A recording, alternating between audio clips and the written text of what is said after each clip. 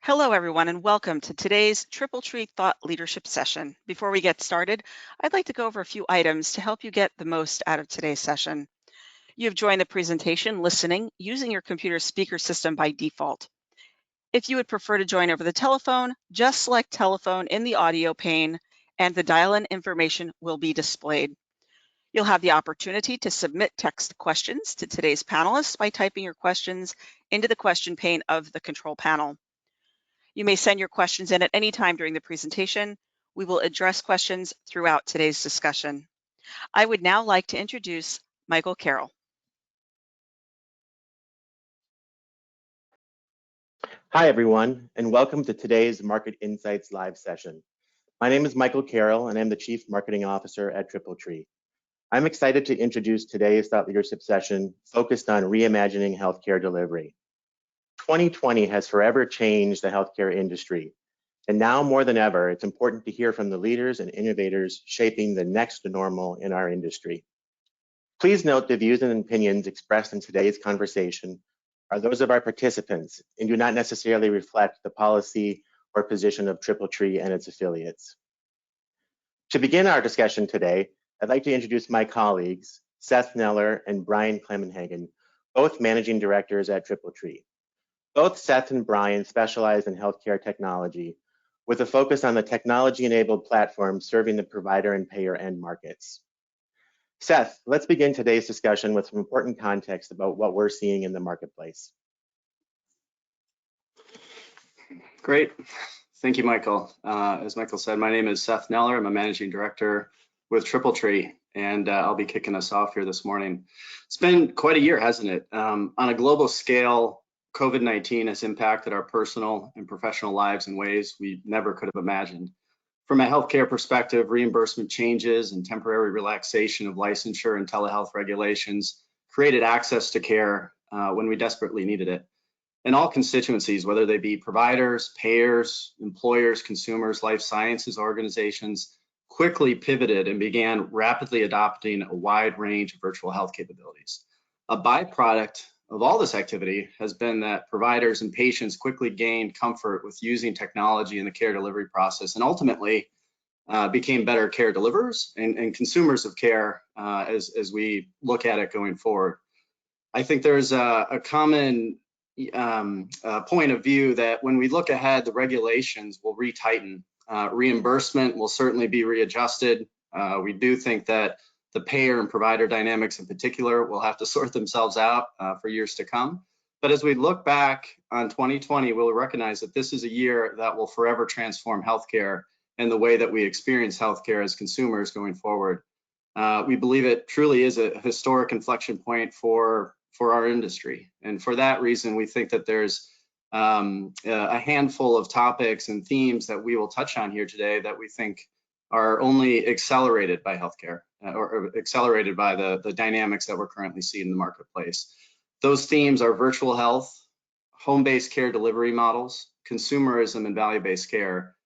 Value-based care in particular, I think, has been an interesting area of focus as the fee-for-service model came under intense impact relative to the volume-based limitations, the elective procedures dropping, and providers running into financial difficulties during COVID. But the value-based care models, as we've seen it, also need to be readjusted and revisited going forward. So ultimately, what we're seeing during this period is that there's an opportunity for true leaders in healthcare and entrepreneurs to help reshape the market and lead us in this transformation going forward. Next slide, please. From a virtual health perspective, we think that COVID certainly impacted and accelerated a number of virtual health themes, particularly in the telehealth area. As you can see on the left-hand side of the slide, we have a number of sub-verticals under this virtual health category that have seen massive adoption during COVID. We do think that the pendulum will ultimately swing back a bit in terms of volumes, and we're already starting to see that. But we do think that there is a level of comfort and a level of sustainability that all of these capabilities on the left-hand side of the slide will continue to persist moving forward. On the second column, what we think is more interesting is the longer term implications as the bureaucracy and the impediments to technology adoption have been lowered throughout the industry. We think that these will ultimately lead to providers being more efficient and more effective care providers. And we think it will transform the legacy brick and mortar or in-person care delivery settings as we've seen them in the past, and transition those to some degree to a more tech-enabled model that's complemented by virtual capabilities and AI and other advanced innovative technologies. And in totality, we think that this model will work together both from a clinical, administrative, workflow perspective to give patients the type of care that they need and allow providers to play at the top of their licenses. In other words, they are able to be as efficient and effective as possible, and their capacity will be maximized and their privileges will match up to the patient's needs. And we think there's just a lot to like about what's been put in place in a relatively short period of time and the longevity of a lot of these technologies moving forward. We think there's also impact on revenue cycle management, on supply chain, on cost efficiencies that are starting to bleed into these areas as well, as providers rethink how they operate their businesses and how they compete in this rapidly evolving marketplace. We do think that payers, employers, life sciences organizations will follow suit, and we've seen a lot of acceleration in those regards across these other industry segments. They're going to be key drivers as it relates to complementing and working with providers to deliver the best care possible. So again, we think there's a lot of positive developments going on, a lot more collaboration than what we've seen in the past, and all of this will reshape healthcare as we understand it moving forward. From a public health perspective, I think we've all witnessed or read about some of the deficiencies in testing, the slow reaction or perhaps a less than optimal reaction to the pandemic that we'll just have to learn from. And so I think there's a way to monitor and trace and surveil populations differently moving forward that we'll have learned from COVID-19. And all of that will shape public policy and public health as we think about what we would do if this were to ever happen again. Next slide, please. From a virtual health standpoint, there's a number of different verticals and sub-segments that we've sketched out on this slide. We think that all constituencies, as you look around the globe there in the middle, can play a role in many of these. And I would say there's many subcategories that we have not put on the slide, or blended versions of multiple categories on this slide that will take place. We do think that telehealth, as we've seen it, and we've talked to many of the leading players, has been a 20-year overnight success in some regards. We do think that that will benefit established incumbents, but there is going to be a rapid pace of consolidation, as we've already seen with Teladoc and Livongo. We think that partnering is just going to be a different form of consolidation. There's a lot of technology companies that are starting to bring together their capabilities for more of an enterprise or a more holistic capability set. So that's already been happening in the marketplace. IPOs are certainly happening at a greater velocity. And there's been a significant rise in investing, venture capital, growth-oriented investing. I think from a private equity landscape perspective, there's a lot of thought being put into this segment and how to buy into businesses and invest in businesses in a way where they can play in this ecosystem as well. We think that that will be the next iteration or the next generation of investing that will occur once more and more of these companies come together, consolidate, and build better or bigger scale. I think there's also a concept here that all of the companies that are operating out there are seeing the evolution of the landscape happen very rapidly. And we think there is going to be, in some cases, point solutions that will offer the best ROI. In other cases, it will be more of a leaning towards enterprise-wide capabilities. Another concept that we've been hearing about is a longitudinal data access and providing deep integrations with EMRs in some cases to provide a more personalized care experience as patients tap into a virtual health landscape moving forward. Next slide, please. And finally, another major theme that we didn't want to lose sight of was the one around consumerism. So we all can appreciate the experiences we have across a number of different industries, whether it's media, travel, commerce, on and on and on. And the relative pace of play with healthcare has been lagging just about every industry that we as consumers interact with on a daily basis. And there was a quote that I'll paraphrase from Jennifer Schneider. She's the president of Lumbongo, and she basically said, in 5 years' time, you're going to see a very different model with regard to the experience that you have as a person receiving healthcare. And it impacts all of us, and it's going to be much more convenient. And she closed off by saying, you're actually not going to hate it. And I laughed at that statement because I think we can all tick off on our fingers the number of times we've had a very poor healthcare experience. And hopefully what we're seeing now throughout COVID and just beyond will change our view and create different ways to digitally interact with our healthcare providers and be scheduled and triaged and communicate much differently, and have education and other content pushed our way in a way that advances and gets us in a position to receive care as a better consumer of healthcare, and have a much more satisfying interaction with the healthcare environment overall. That's the hope, and I think there is a lot of demand and a lot of great companies that are starting to come into this place. But that's at least the thinking from TripleTree, as we have had many conversations in the marketplace. With that, I will end our opening presentation and hand it over to my colleague, Brian Clemenhagen.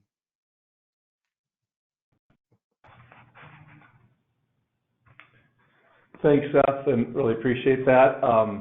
Look, I think today we're really honored. Let me first introduce our panelists here. We have a really good, diverse group of individuals, leaders unique in their own right, whether providers, whether clinicians, research, thought leadership, helping companies invest in healthcare and a lot of the initiatives that we just hit on. So let me just first and foremost, as we move to the roundtable discussion, introduce our panelists. I'll begin with Dr. Adam Flischer, who is an MD, director at Marwood Group. As director of Marwood Group's strategy practice, Dr. Flischer provides guidance for healthcare corporations and investors across topics, including healthcare services, medtech, and biopharma. Thank you, Adam, for joining us.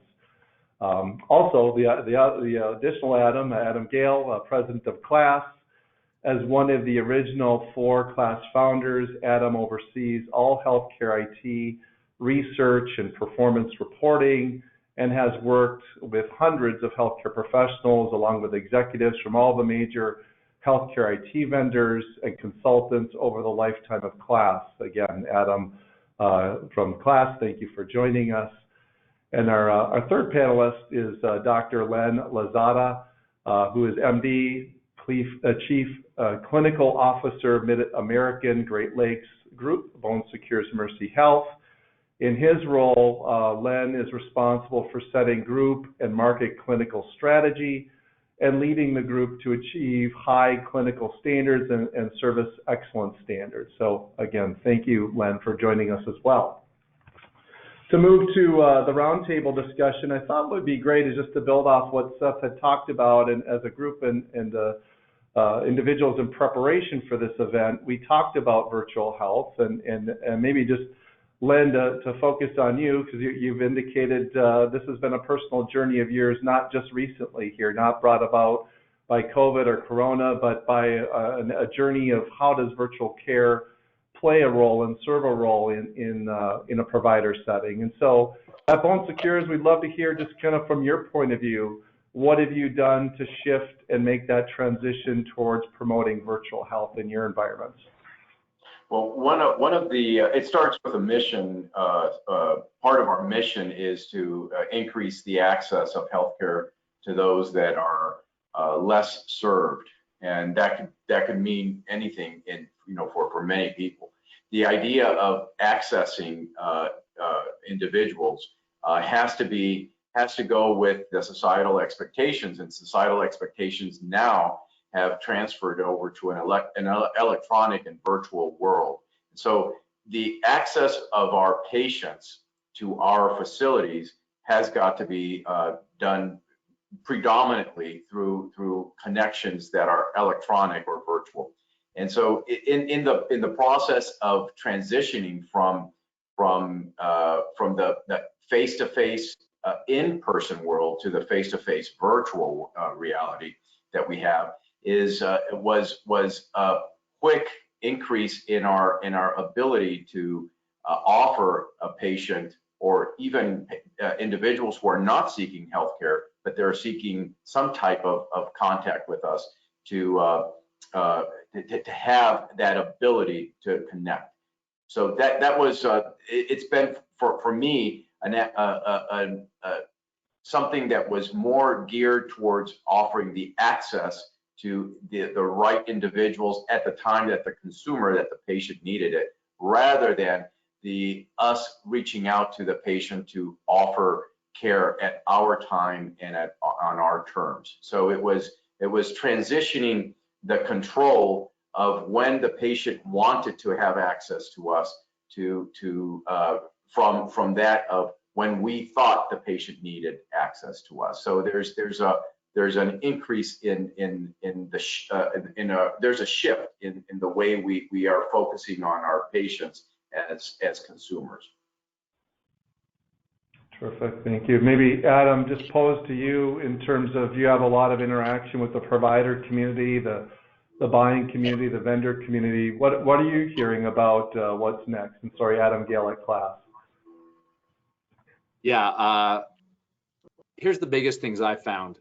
Health systems had a great 5-year plan for how they plan to roll out telehealth. They're ripping those plans up, because they've hit their 5-year goal in 5 months. And I can't think of another time healthcare has ever done that, sort of sped up their targets in such a radical way. And I talked to a CIO the other day where I asked, how many visits were you doing pre-COVID? And they said 5 a month. And I said, is that 5% of your visits? And they said, no, literally 5 a month we were doing. And we moved to 99% within a month. And to get to that is pretty incredible. And it took, throwing in all kinds of different tools, using existing things they had. So many of these health systems now have 5, 6 telehealth solutions, one for patients, one for non-patients, one for the remote monitoring patients, one for when they want it to be especially slick, one that a physician group just really wanted and they went and grabbed. So you're going to have this really unique consolidation that happens now, and the first thing is figuring out what's the plan, what's our next 5-year plan. And that's going to be tying a lot of these things together. So we've figured out all these point solutions can work, but how do you tie it into a much broader virtual care solution? If you think about the early EHR days, you had a tool that did e-prescribing, and you had a tool for the ICU, and you had a tool for the nurses, and you had another tool for the physicians to order. Well, today you look at it, and the vendors that have survived all have an integrated system. Cerner, Epic, Meditech all have an integrated solution to tie together. And that's certainly not where it started, but that's where it will likely need to end up, because this isn't just a little game of how do I do a virtual visit. It's how do we flip everything on its head to not think of first of having a patient come in, but you think first of working with a patient wherever they are. So I think this is the beginning of a really exciting revolution. Perfect. And Dr. Flischer, do you agree? What's your observations and things that you've observed, not only both as a clinician from your background, but also as a consultant and advisor to the healthcare ecosystem? Thanks, Brian. I think it's clear that Marwood's clients are all extremely focused on some of the questions that we're talking about here. And I think among them, that's that 20-year overnight success that Seth referred to, and how suddenly our provider clients and investors who own providers are asking, how do we do this well? How can we suddenly work within this forced experiment that COVID has caused in order to provide virtual care? It's become, almost an overnight transformation. And now the questions, as Adam said, are transitioning somewhat from how can we do this right now because we have to how can we do this more thoughtfully, more thoroughly, how can we consolidate what we're doing into a way that works better for us as a provider? And tying back to what Dr. Losada was saying, how can we provide better service to our consumers, to the people out there consuming healthcare, and then matching what's coming from the other direction, from the consumer viewpoint, taking advantage in a way of what consumers are looking for to actually provide better healthcare, better clinical services, better connections, better engagement. All of those things are happening right now, and for all of those reasons, it's a really exciting time. Perfect. And maybe before we leave this topic, I think each of you hit on some interesting themes of integration, of what's really going to take what solutions really going to grab hold, and how to respond to that. As we think about the marketplace, and maybe Len, back to you, specific to from a provider standpoint, do you feel that the environment and the push towards a virtual care environment is more provider driven? Do we have regulatory drivers that, and barriers that have come down, or is it more the consumer now raising their hand and demanding the attention? Just be interested in the environment and the response that you've had as a provider to the landscape. What's really been the catalyst for that level of change? Yeah, I think, when you look at what prevented it from before being a massifier, a force multiplier for healthcare, are the same things that are the same pressures from the same areas that are now facilitating. There's a pressure from the consumer, there's a pressure from the payer to be more efficient, and there's a pressure from the provider to have more access. Those three elements, consumer, payer, and provider, create the business of medicine, which we call healthcare. And that healthcare is still looking at the ability to be more efficient. The change actually that we're having is in healthcare, the name of the game is changing from efficiency, from being able to see more patients per unit of time, to actually be more quick to change and to adapt to the unexpected. So what we're learning from this new era of medicine, of healthcare, is that we have to adapt, and we can't drop the balls just to pay a focus on that which is coming from nowhere, in this case, COVID. What we're learning is how do we become resilient enough to change and maintain all the balls in the air at the same time.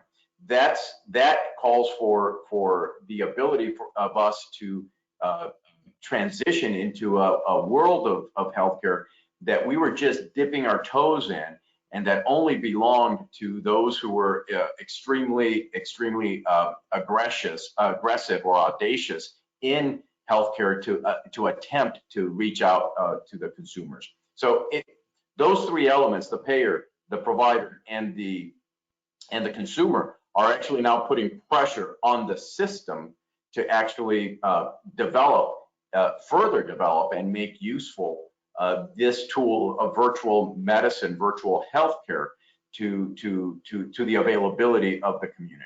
And those are the same pressures that we had before, holding it back. Yeah.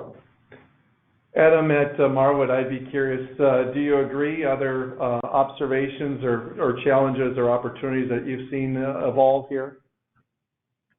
Yeah, I do agree, and I think I would add that so many of the important changes in the U.S. healthcare system that are obviously influenced by regulatory and policy considerations, as well as the market forces that we're talking about. But so many of those have a consumer-driven aspect that isn't the only reason, but it is a major reason that change happens. And I'm thinking here just a couple of examples, related to recent thinking about surprise billing, recent thinking about drug pricing, even going back, I think, to changes in Medicare and Medicare Advantage. All of those major policy initiatives, and I'm leaving out the ACA, but all of those things have such a major consumer-facing component or consumer market-driven component. It's clear that factors so heavily into paradigm shifts in healthcare, and I think we're seeing one right now. We're living through one right now that it seems impossible to me that this isn't going to drive lasting and significant policy-related changes that are really evolving from that wave of consumer pressure. Perfect. And maybe just to shift gears to a different topic, but all obviously very related to everything that's talked about. Maybe Adam at class, Seth put on the board, our point of view, our perspectives on healthcare becoming more consumer-centric. Your organization's, terrific with regards to a lot of research, and we talked as we were preparing for this panel about some of the things your organization is starting to follow, whether it's social determinants of health and the notion of, again, that consumer-centric approach. So related, just be curious, your points of view on the importance of that consumer engagement, the importance of technology addressing that, maybe even within the confines of virtual health, but even much more broadly than that. Would love to hear how your organization is really thinking about that consumer-centric approach. Yeah, I loved Seth's slide that he shared that showed how all these other industries have moved to consumerism and how healthcare has lagged. And you look at Amazon, you look at Uber, you look at all of these different things where we have made a huge transition in a very short time to how we think about these things. And from healthcare consumerism, you think it makes logical sense that we would make the same transition and would have already made it because we've been talking about it for years. The reality is it's so complex for the patient, figuring out how to get to a doctor and how to get the right care and how to get a CT if you need one. It feels like you're always in someone else's power almost. And it feels like this has shifted a little bit of the power to the consumer in probably a healthy way, where they realize, hey, I could get virtual care from a lot of places. And if my practice doesn't do virtual care, I'm probably going to shift. We have 6 kids at my home. If I knew our pediatrician could be seen virtually instead of hauling all those kids into the pediatrician, we would do that in a heartbeat. But I think about most of the tools we've used in the past that we call consumerism are really tools to help the health system be more efficient. So let me give just a couple of examples. We put tools in place to text a patient to remind them of their appointment, and it says something like, say yes if you can come. Well, great. That is absolutely healthcare system centric. We want to make sure our schedule is full. We want to make sure we use our clinicians well. There is no option that says, if you can't make it, text no, and we will give you a tool to reschedule. So, and then if you do try to reschedule, just picture calling into a practice, that's open from 9 to noon and 1 to 4:30, and you're calling during lunch or you're calling after work. So it's funny, you shift the power to when you can schedule and how you can schedule. And that seems so basic, but we haven't really done that well yet. Another example for me that's personal that ties to telehealth. I had a virtual visit during COVID. I work with a great health system here locally in Salt Lake City that's one of the best. And I jumped through several hoops to register for their virtual tool, which if I had been a normal patient, I probably would have given up about halfway through, but I didn't because I just wanted to see how would this go and what would the experience be like. Well, even the day of the appointment, a person called me and said, hey, I just want to make sure you're all set up, and walked through it with me in person, like on the phone, but in person. And then when the time for the call came, my doctor called me on FaceTime, which was awesome for me. Super simple, super slick technology. I loved it. The doctor said it was super easy for him. And it tied in 0% to all the registration I'd done, didn't tie into the EMR, but was super slick for me. And I think as patients, we're going to start to expect that. It will need to be super slick.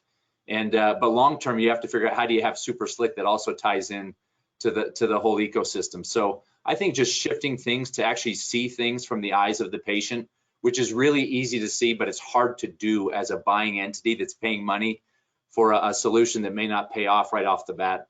But I think you're going to see a real shift where consumers actually do take control, and we'll stop just talking about it and actually see the result of that with success for those health systems that do move that direction.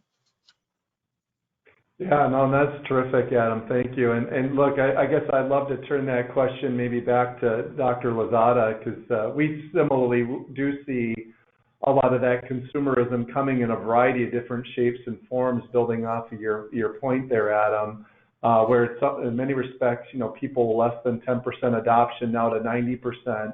And it's a little bit less about just being telehealth. It's a little bit more about what Adam just talked about, the clinical check-in, or the things that aren't necessarily a clinical consumer approach, but that non-clinical way of engaging the consumer and how you impart a different approach, much to the way we've seen in financial banking, in the airline industry, and it'll go down the line.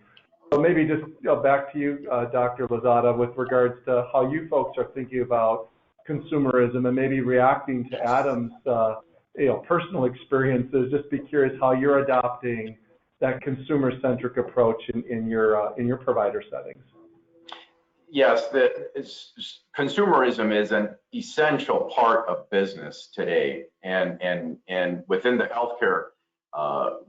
healthcare industry, that business is only going to be able to grow larger if you have the presence of virtual care. The ability of the patient to reach a physician is far more important than the ability of the patient to reach the physician.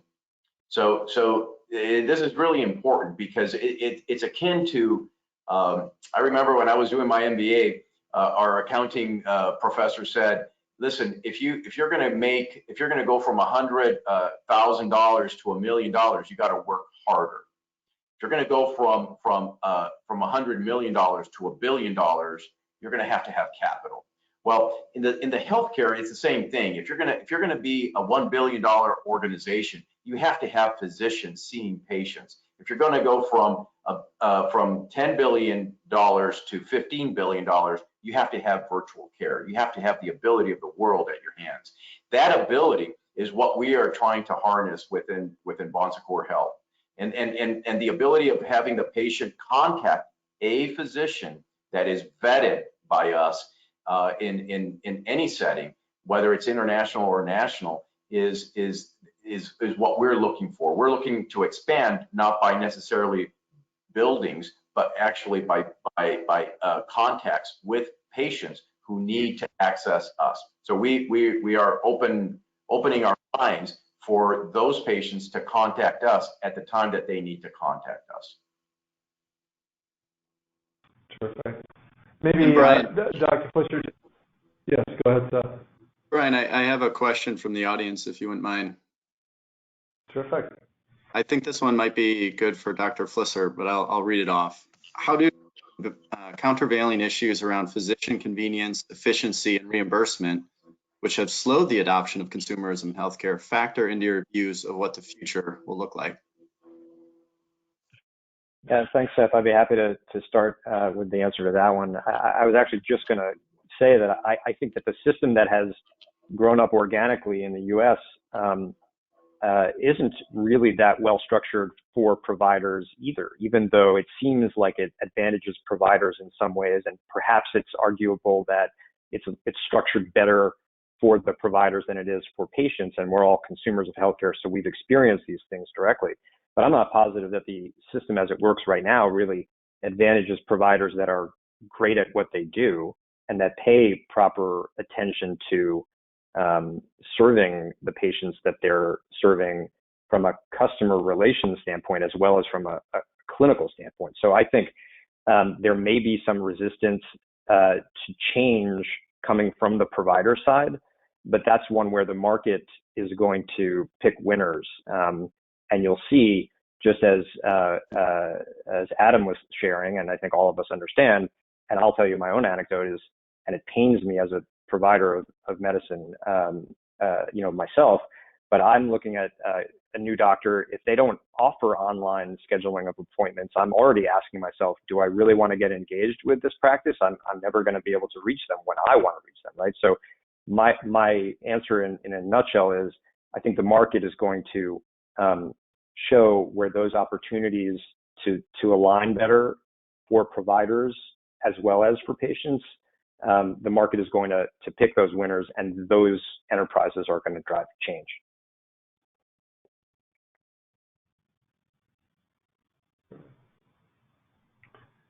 Maybe I just pose a question, just kind of a real quick 30-second response type of question. We've been all talking about virtual care and the importance of it, the move towards consumerism. I guess just a lightning round question would be, are we hyperventilating? Is this a response brought about by Corona, which hopefully subsides, hopefully there's vaccinations, or is this got staying power? Because as we talked about earlier, and I think Adam and Marwood, you brought that up, specific to regulatory drivers and some of the barriers that have inherently been there historically have gotten broken down. And the question is, are they broken down temporarily, or is this more sustained? And so maybe, Adam, I'd love to throw that one back at you, because you had posed that question to us, or posed those topics to us previously. Just what's your experience? What are you seeing in the marketplace? And you folks spend a lot of time addressing the regulatory side of healthcare. Love to get your point of views from a Marwood perspective. Yeah, sure. Thanks, Brian. And I think the answer is we might not have chosen as a nation to do all of the things that we're doing right now that have been forced upon us by COVID. I think it's clear that our collective experience with so many of these things has been positive in so many ways. And for that reason, it's hard to imagine a world, even when COVID is behind us, in which we don't take what's good about what we're doing and try to maintain that. And I think private sector enterprises are clearly already thinking that way. And I think the public sector will be under pressure to follow that. And for that reason, I think we're going to experience a transformational moment here, maybe echoing what's the quotation that Seth had provided earlier, that there is a 5-year maybe pathway, but things are not going to go back to the way they were, even when we put the pandemic behind us. Adam, at class, love to get your reaction to the same question. Are we hyperventilating, or would you agree with what Adam characterized? I think if anything, we should all be cheering and high-fiving. I mean, think about it. Sometimes you have to do contortions that are weird things that you'll never have to do again. This is practicing something we should already have been doing. So we're speeding up a very logical move to make healthcare more efficient, which has been a need for a long time. So rather than hyperventilating, which we are, I know we are all hyperventilating, I think we should be cheering that this has nudged us. Actually, nudged is the wrong word. It has shoved us with both arms in a very healthy direction. I think my biggest concern is simply that we go back to where we were before, or try to go back to where we were before, because that is certainly not the best care at the best cost. And like Dr. Flisser said, I don't think it's best for the clinicians either. I think there's some great ways to care for the patient with excellence that ties into virtual care.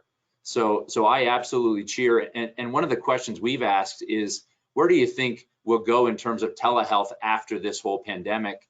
And it's been fascinating to hear a number of the health systems kind of rest on about 20 to 30%, which I think is fantastic. I think it's a little low for what we could actually do virtually, which is probably closer to 40, 50% potentially. But it does seem like there's good thinking, in a forward-looking way of 20 to 30% virtual. Perfect. Len, how about your reactions? Are we hyperventilating, or are things settling down and returning to quote unquote some form of new normal?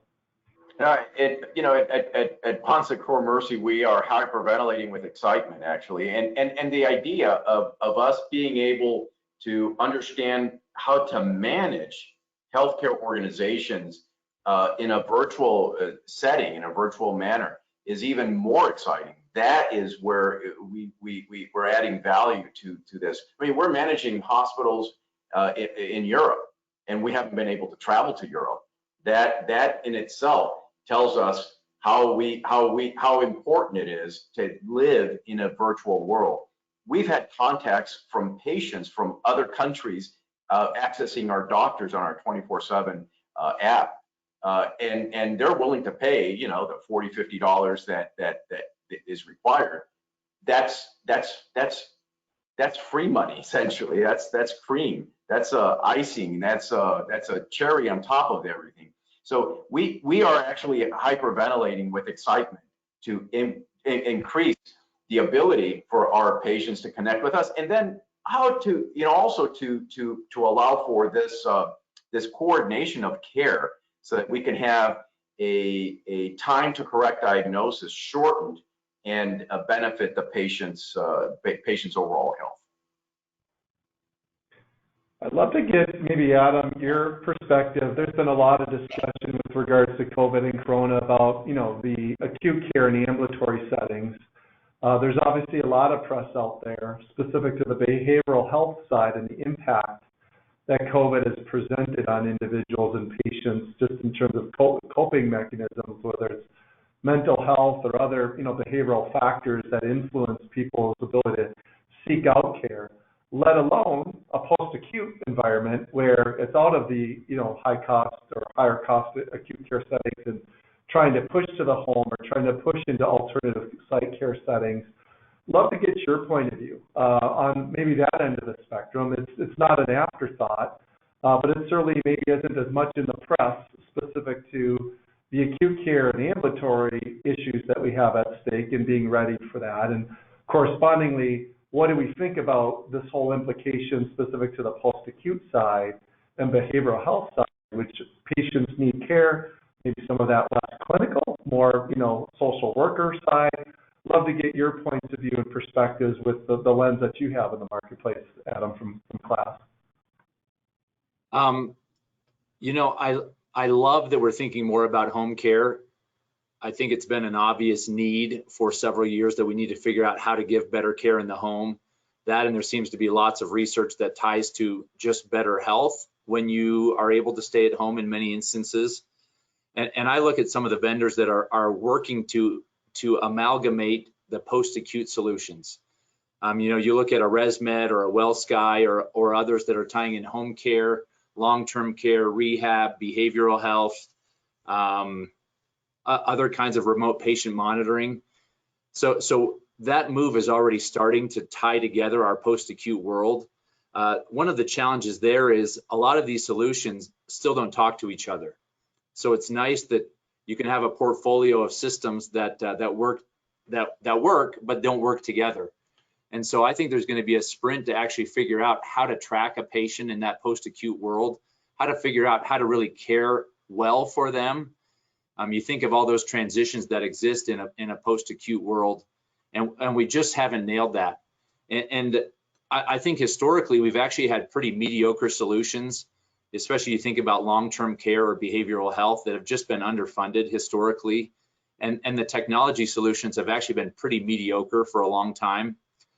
That isn't the case today. You're seeing better solutions for long-term care and behavioral health, but they don't talk to each other. So before we didn't have the money to actually make great solutions. Now will we have the money to integrate these solutions together, I think is the question that pops up, because the person that can tie together this post-acute world will be in a phenomenal seat to take care of patients in this new world. You know, tying together the virtual and the post-acute will be critical. And I love that you brought up behavioral health. That's always been sort of the redheaded stepchild that doesn't get the attention it needs. During COVID, you know, there's been a lot of, I don't know, a more obvious need for some of that behavioral health care.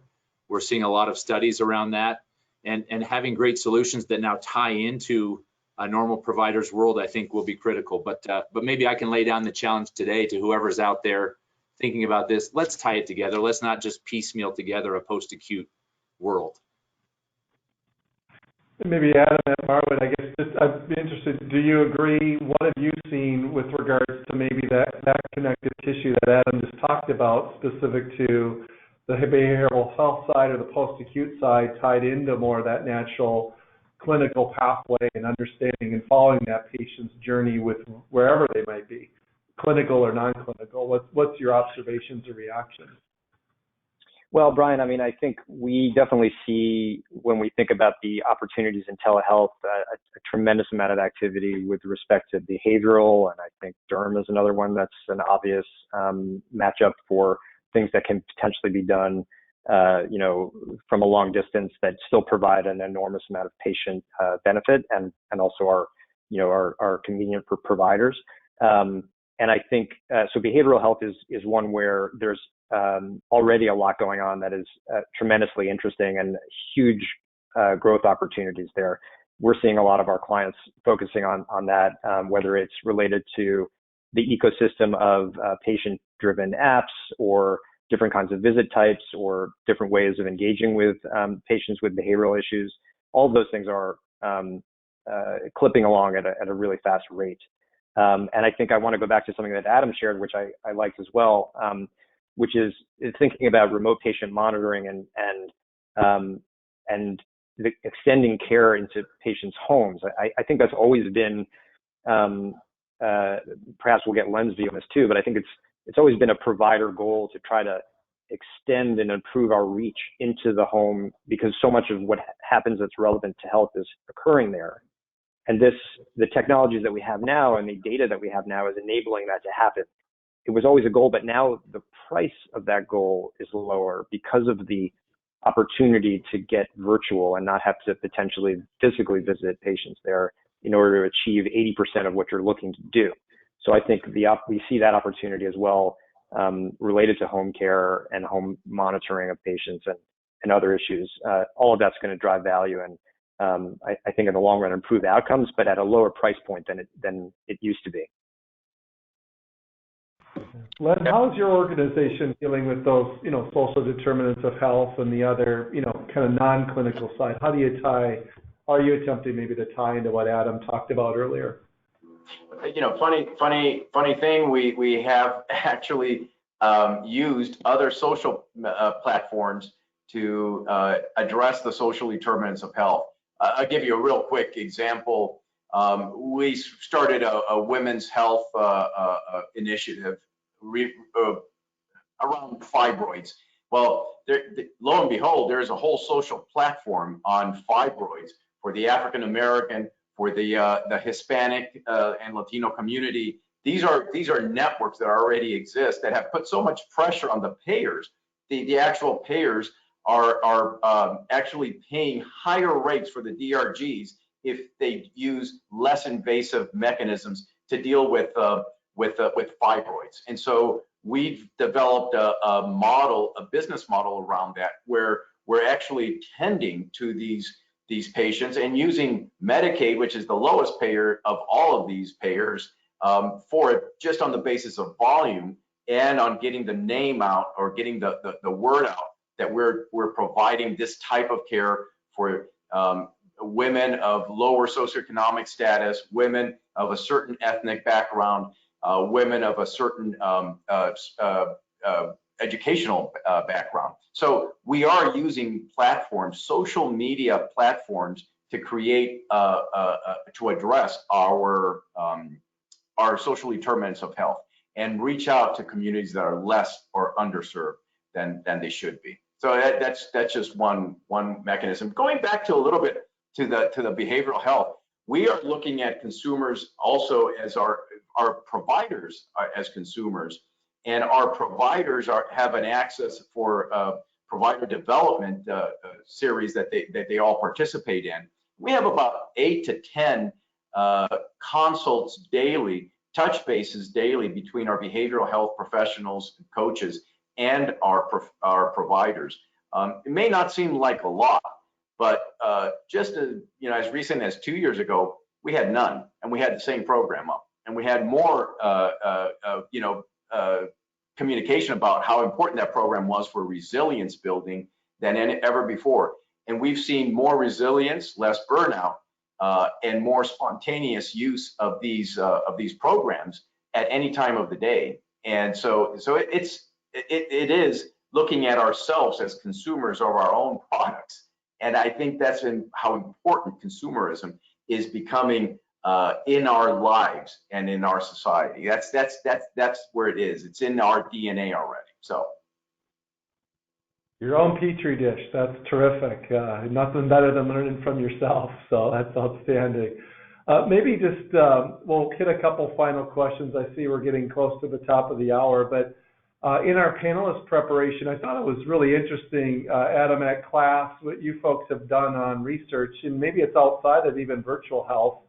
I think you had shared a lot of interest and interaction specific to, ERP systems and supply chain systems and other, operational and administrative systems seeming to kind of come to the light, with regards to, yes, there's all things going on, COVID, and being prepared for a virtual care environment, but also kind of hearing a lot of activity specific to other technologies and investments being made. I'd love just to maybe unpack that a little bit more from what you folks are uncovering. Yeah, I think it was a surprise to me that in the middle of this huge clinical shift to virtual care and to consumerism, with all the things happening there, you also have at the same time real dollars moving into administrative ERP systems. And I think it's, if this is a world in balance, we've spent a lot of time on EMR solutions, getting that clinical system up. We knew it was going to be a lot of work. We got big teams together and hired consulting firms and put a huge amount of effort into that. It feels like we're balancing the universe a little bit with some of these administrative systems to decrease the cost of supplies, keep our great people with new HR systems. And so what surprised me is I had 3 calls within the last week from CEOs and other executive leaders that were asking not, hey, what clinical system do I need to do, or what do I do with telehealth? They're asking, I've got to replace this 15-year-old ERP system. It's going to cost me a lot of money. What do I do? How do I make sure I go with something not safe, but something progressive, but that isn't going to be a disaster? And I call you 2 years from now and say, hey, now that didn't work. What else do I put in? They said, we just don't have the money to do that. So it's funny that with as much interest as there is on the clinical side, that this ERP space is blossoming. And let me just give one other quick reason why. You have this move to cloud. That is a beautiful move. If you can take things off premise and sort of take some of that weight off your shoulders as a health system, it's a beautiful thing.